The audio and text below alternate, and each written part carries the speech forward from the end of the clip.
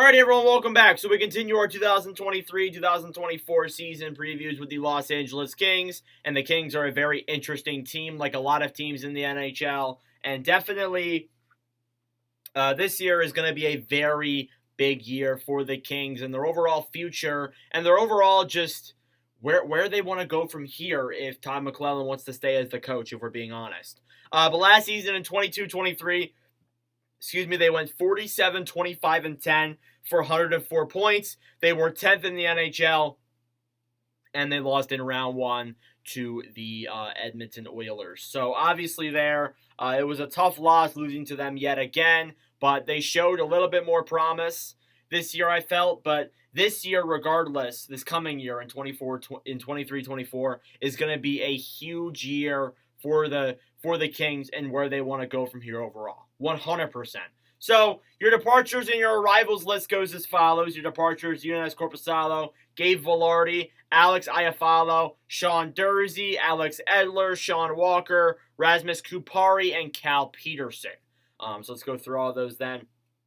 Korpisalo, good goalie. It stinks that he's gone, but it would have been nice to have him as a starting guy, but we'll get into what they're starting goalies look like in a second. Vilardi, solid middle six forward. It's unfortunate to see him go. Same with Iafallo. Durzi was an alright second pairing defenseman. He's obviously with Arizona now. Edler, it's unfortunate that he's gone, but he was getting up there in age. Kupari was like a fourth line guy. Walker was also a not that bad of a bottom pairing defender, and then Cal Peterson there as well was your technical backup goalie. So one thing they really did was revamp their entire goaltending system. That's one thing that I really noticed when I was looking at the Los Angeles Kings and what they did. So your rivals list goes as follows. You have Pierre-Luc Dubois, Trevor Lewis, Cam Talbot, David Rittich, and Andreas Anglin. So I like that a lot there. If you're wondering why my tongue's blue, it's because I was drinking a blue Gatorade.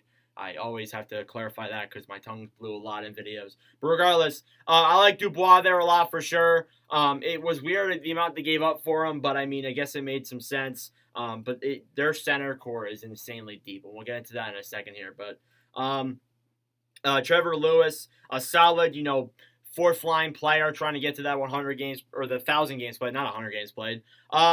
Rittich and Talbot are interesting because they're two goalies who are coming off of very controversial years. So honestly, I'm really wondering what are they going to do in LA necessarily? And that's why I'm a little bit hesitant about this roster. And then Anglin there too, a solid depth defenseman at best, more or less. Regardless, not that bad of a rivals list, but the goaltending is where I have some major questions. But regardless, your starting lineup goes as follows. You have Kevin Fiala, Anze Kopitar, and Adrian Kempe as your first line. Then you have Quentin Byfield, Pierre-Luc Dubois, and Arthur Kaliev as your second line. So obviously that's your top six. A great top six overall. Really stacked. Byfield's the biggest one, though, that I'm looking at. Obviously, it's his first experience, probably getting top 6 minutes most likely, and it's definitely great for him, too. I think this is finally the year where we maybe see him start to have a breakout season. I think that is really possible, and I hope he does it, too, because I've really enjoyed him since he got drafted, and I thought he was going to do very well, but unfortunately, it just hasn't been that yet, but hopefully this year it will be. Dubois filtering in there on the second line. It is possible Denault pushes his way up to the top 6 eventually, but I would say it's probably going to be mainly Dubois as your guy there. Kaliev adds up for that good second line. Solid first line there too. Kempe, underrated scorer. Fiala the same. And Kopitar, obviously, the timeline's been pretty much set. He's going to play for another 2 to 3 years, most likely, and then he's going to retire. So I would expect him to be in that first line slot for many years to come, for sure.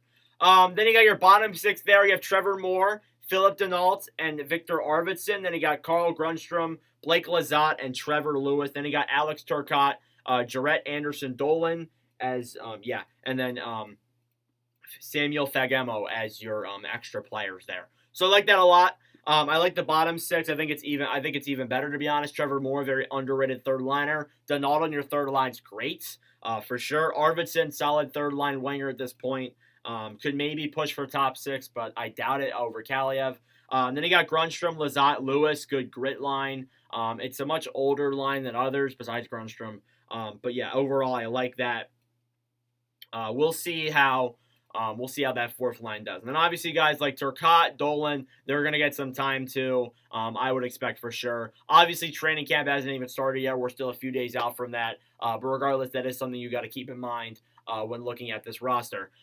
Your defense now is as follows. You got Mikey Anderson and Drew Doughty. Then you got Vladislav Gavrikov and Matt Waugh. Then you got Bjornfoot and Brandt Clark as your third pairing. Then you have Anglin and Santini as extra defensemen. So we'll go through each one here. Good first pairing there. Anderson, Doughty makes a lot of sense. Gavrikov obviously re-signed this past offseason. Going to be on that second pairing with Waugh. Seems about right. Bjornfoot and Clark will be interesting, especially Brandt Clark. Obviously heading into his rookie season. Maybe he's not the second pairing guy, but he's expected to be a really solid defenseman. And definitely should at least make his debut this coming year, for sure. He should at least start to touch the NHL this coming year. 100%. And then your goaltending is where I have the most question. You got Phoenix Copley and Cam Talbot. Then you got David Rittich as a third-string goalie. Either way around. Honestly, I think it could go any way. You could have Talbot be the starter. You could have Rittich be the starter. You could put Talbot in the third string, put Copley in the third string. Whatever you want to do, honestly, at this point. And that is my biggest X factor. It's the goalies. The goalies is the biggest thing because I'm not going to lie to you. Even though Korpisalo wasn't with them for a very long period of time, and same with Cal Peterson, going from that to Rittich and Talbot is a major downgrade. I'm being honest. I don't know if any Kings fan can disagree with me there. It is a downgrade.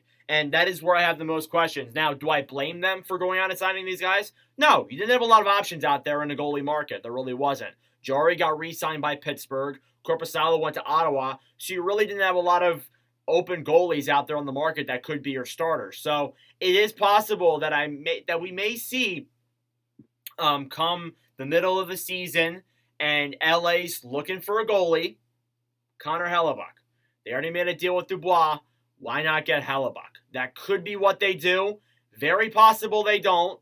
But I think they have the assets to make that possibly happen. My biggest question for them is round 2. Now, I mentioned at the beginning of the video that I think it could be possible that McClellan would get fired.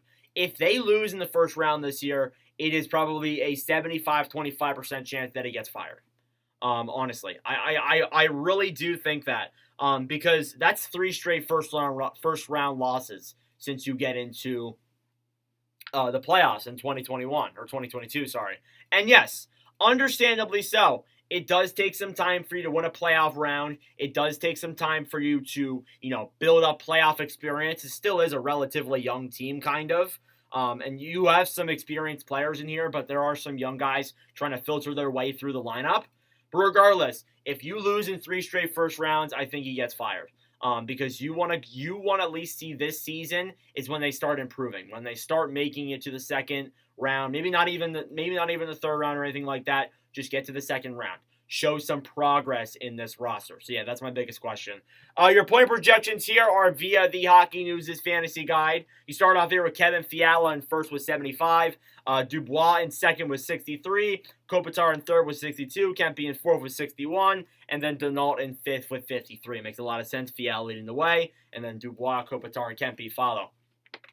Your sleeper or your bust is, as I mentioned, it's Quinton Byfield. So Byfield spent much of the 22-23 season on the top line, which is the ultimate sign of confidence with his coaches.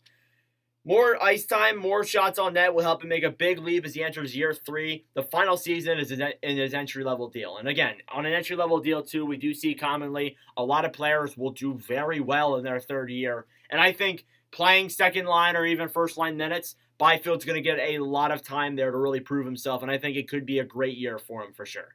But yeah, that does it for the 23-24 season preview for your Los Angeles Kings. Let me know your thoughts down below. Thank you all for watching. If you enjoyed, make sure to leave a like. Hit that subscribe button down below. We greatly appreciate it. Tomorrow is the Detroit Red Wings, as we only have 7 teams left after that. But anyways, thank you all for watching, and I'll see you guys in the next video. Adios.